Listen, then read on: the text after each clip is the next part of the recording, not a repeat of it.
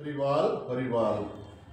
প্রণাম জানাই আমাদের পিতামাতার শ্রীযুগল চরণে, যাদের অশেষ করুণায় আজ আমরা এই ধরায় এসেছি, ঠাকুরের নাম করতে পারছি, সাধুসঙ্গ করছি।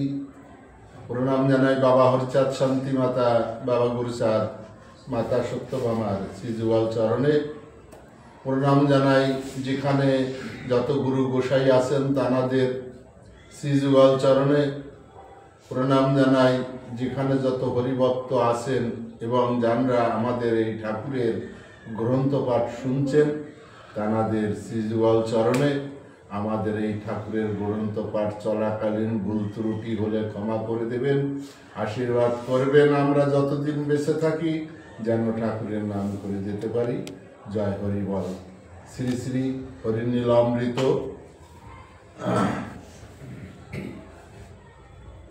87 পৃষ্ঠা, রামকুমারের অঙ্গে কাল সর্পঘাত।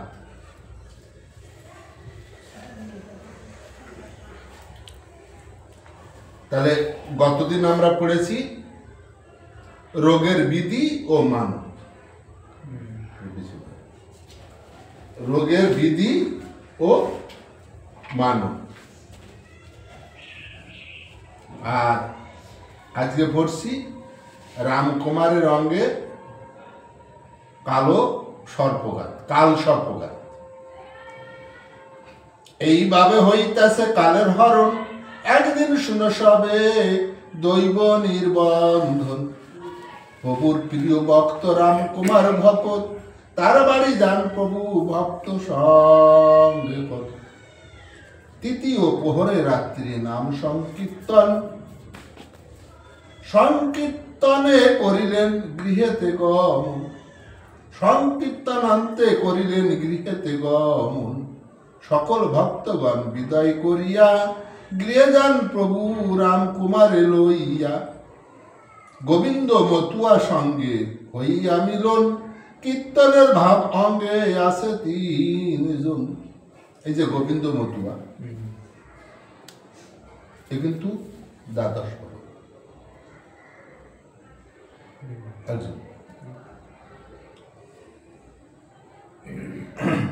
গোবিন্দ পিছনে আর মধ্যেতে কুমার, সকলে অগ্রেতে ঠাকুর অগ্রসর। এই যে 3 জন যাচ্ছে, গোবিন্দ, রামকুমার আর ঠাকুর। এখন ঠাকুর হচ্ছে অগ্রসর, অগ্রে মানে আগে, মধ্যেতে রামকুমার আর পিছনে গোবিন্দ। গোবিন্দ নিকটবর্তী, প্রভু কিছু দূরে, হেলো কালে সর্পঘাত করিল কুমারে। এখন এই মাঝখানে তো ওই রামকুমার, ওকেই কাল সর্প এসে দংশন করল। থর থর করি কাত্র কাঁপিতে লাগিল, বলে প্রভু কাল সাপে আমারে কাটিল। তাহলে যখন সাপে কেটেছে তখন রামকুমারের অঙ্গে কাপ এসে গেছে। এই কাপা কাপা সুরে ঠাকুরকে বলছে, প্রভু আমাকে কাল সাপে কেটেছে। প্রভু বলে, কি সর্প জানিলি কেমনে? গকুর কি কাল সাপ দেখেছো নয়নে? ওই যে রামকুমার বলছে যে ঠাকুর আমাকে কাল সাপে। ঠাকুর বলছে যে তুই বুঝলি কি করে যে গকুরই কেটেছে না কাল সর্পে কেটেছে? তুই সর্প দেখেছিস নয়নে? ঠাকুর রামকুমারকে জিজ্ঞেস করছে। তাহলে কি বলছে এখানে? কুমার বলিল, জ্যোৎস্নায় দেখা যায়, ওই সেই সর্প মরে দংশন করে যায়। জ্যোৎস্না রাত ঠাকুরকে দেখাচ্ছে, ওই দেখো, ওই সেই সর্প, যে সর্প আমার দংশন করেছে, ও দর্শন করে চলে যাচ্ছে।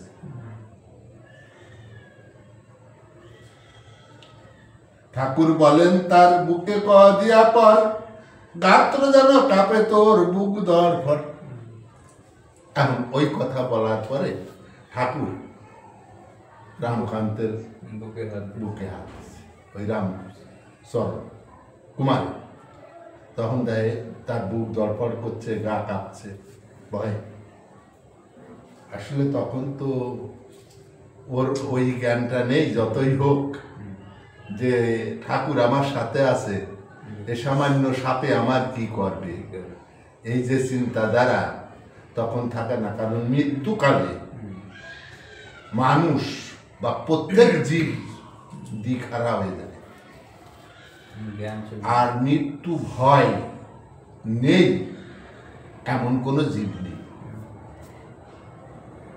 যেই আমরা বলি না মরবো মরবো, তাতে কি হয়েছে, মুখের কথা বলি, কিন্তু মৃত্যুর যেটা ভয় ওটা কিন্তু অন্তর থেকে যায়। সাপের দংশনে তোর কেন হলো ভয়, দেখ সাপ ধরে আনি কেমন এ দংশায়। আরে তোর সাপের কামড়ে দংশনে তোর ভয় হলো কেন, দেখ আমি ওই সাপ ধরে আনতেছি, দেই ও কেমন করে দংশন করে। কারে বলছে? রামকুমারকে বলছে ঠাকুর। তখন ওর মনে বিশ্বাস নেই যে স্বয়ং জগৎপতি ওই সাপ রেজে বানাইছে, সেই তো আমার সাথে রয়েছে, তার সম্মুখে থেকে সাপে কাটি আমার মারে কি রে।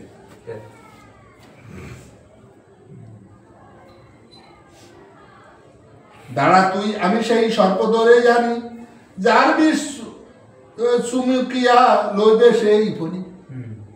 তোর সাপে কামড়াইছে, দাঁড়া আমি ওই সর্প ধরে আনি, যার বিষ সে নিজে চুমুক দিয়ে তার বিষ নিয়ে নেবে।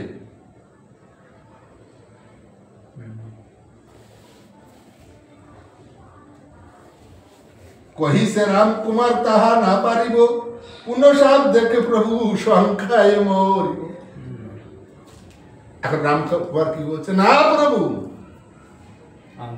তা আমি পারবো না, একবার সাপ দংশন করেছে, তাতে আমার গা কাঁপতেছে, বুক ধড়ফড় করছে, আমার প্রাণ যায়। তুমি ফের আবার ওই সাপ এনে আমার সামনে দিবা, আমিও আর দর্শন করতে পারবো না। মৃত্যু ভয়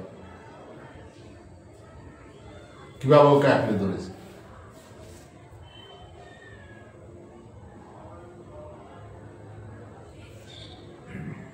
এই বলছে ওই সাপ যদি পূর্ণ তুমি আমার সামনে নিয়ে আসো, তাহলে আমি ভয়ে মরে যাব, তুমি ওই সাপ আমার সামনে আর ঠাকুর কয়েছে তুই আই মম কাছে, দেখি তোর কোনখানে সাপে দংশি আছে। হরি বল হরি বল। আজকে এই পর্যন্ত। জয় গুরু।